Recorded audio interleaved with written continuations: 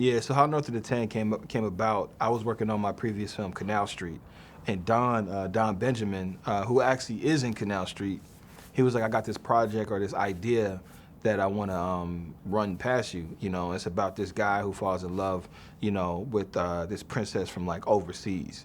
And so, you know, we started, you know, for me as a storyteller, I'll kind of hear like what you're telling me, and then I'll try to start to like pull and put together and then personalize it. I also knew Don, you know, came from really humble beginnings, you know, lived in Inglewood with like four other friends, you know what I mean, broke.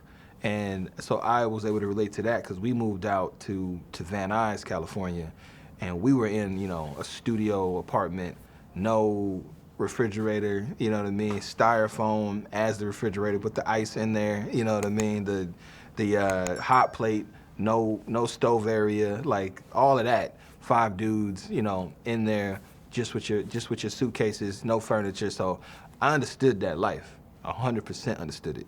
And I said, well, we should make a movie about that.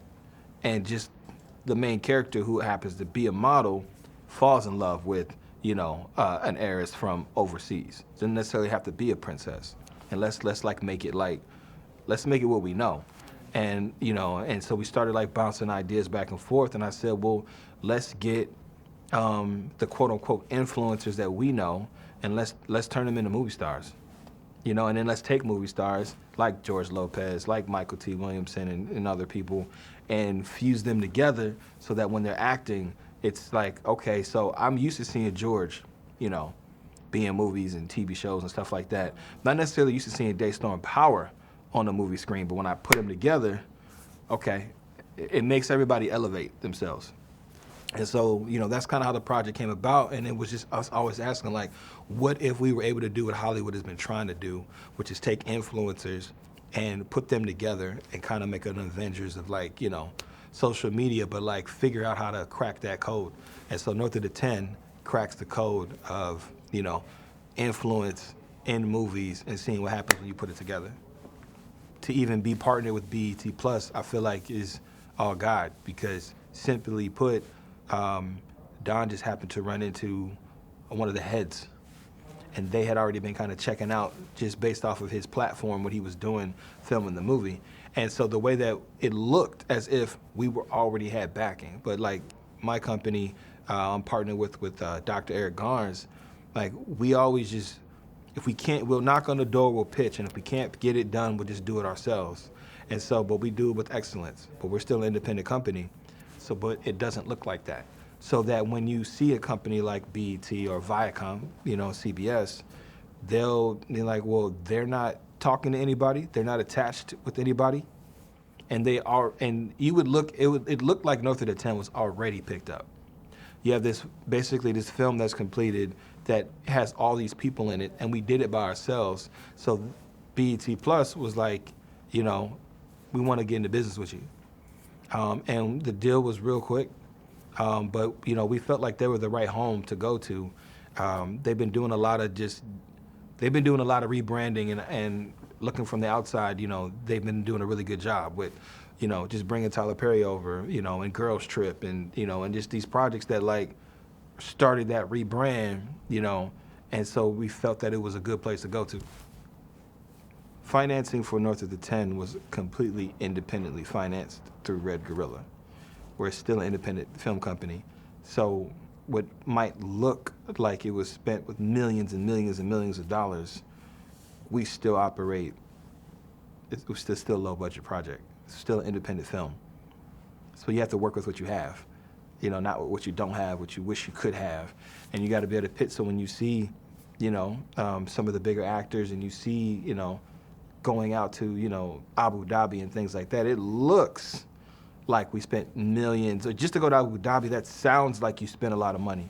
But no, we were able to partner with the government over there. And we were able to work with Elijah Long, who's one of our lead producers over there, who is in Dubai right now, with, you know, Sunil, our other producer, and like think about other ways to barter and pitch and sell, which goes back to what I was talking about. You got to be able to pitch yourself, because you can get a sponsor and not to pay anything, and just say, look, I'll bring these people over, and we'll basically do a trade. if you have what, and that's what a lot of things come down to. And so for me, it was like, okay, coming from Chicago, it's all about hustling and grinding. So how can I hustle to get this project done if I don't have everything that I need? North of the 10 was probably the most difficult thing that I've ever done in my life, like hands down, hands down. You're talking about filming during a pandemic in Chicago, Abu Dhabi, and Los Angeles, during a lot of different protocols, over 60 actors. It's already difficult to film a movie, period, in one location. It's almost impossible to film a movie in the States and in a foreign country with no studio backing. And we were able to achieve both. But not without bumps, bruises, and, all of the above. But we did get to the end. We did get to the finish line. We shot this film on the Ari Alexas.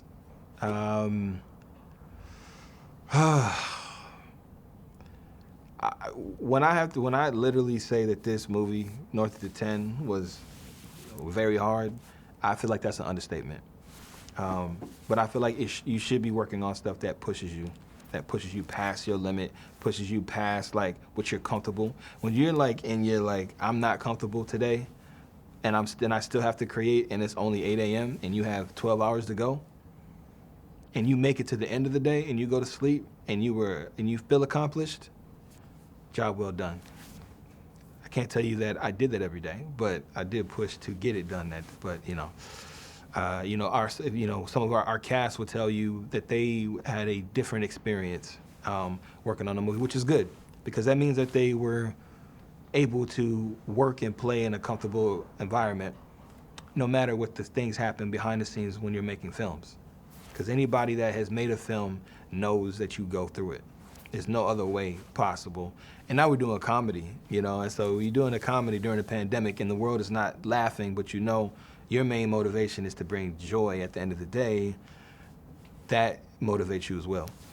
There's some interesting things going on with North of the 10 because not only is it a movie, but it also has a soundtrack, but the actors that are in the film also are musicians and have large followings on the music side, including myself. So we were able to create music for the film while shooting the film, while creating the content for the film. And so it's like we kind of had this like hybrid of things going on. Like, you watch like movies like 8 Mile where M was literally going to the trailer, working on the record, then going back to set and acting, and then going to, and promoting. And so we were able to do that, Don, Daystorm, myself, Jack Red, just a lot of different individuals that we were able to kind of create with. So I feel like not only are we like empowering ourselves to create our own content on a big screen, but we're also doing, music for the movie that we're creating content for on the big screen. So Red Gorilla Entertainment is not only a film company, but we're also a music company. We have a deal with Empire, and so we're able to put out our music independently, across, the world, essentially. And so like even, Fancy Life that dropped last week, that has, myself, Don Benjamin, Daystorm Power, and Jack Red on it, that's already doing phenomenal. We did it ourselves. We shot 22 days in Chicago, 4 days in Abu Dhabi, and 4 days in LA. Yeah, this was a medium-sized film crew of 60 to 110 people a day, 2 camera shoots, all the lighting that you would expect to see on a medium-sized film, Hollywood set. This was the real deal, all in Chicago.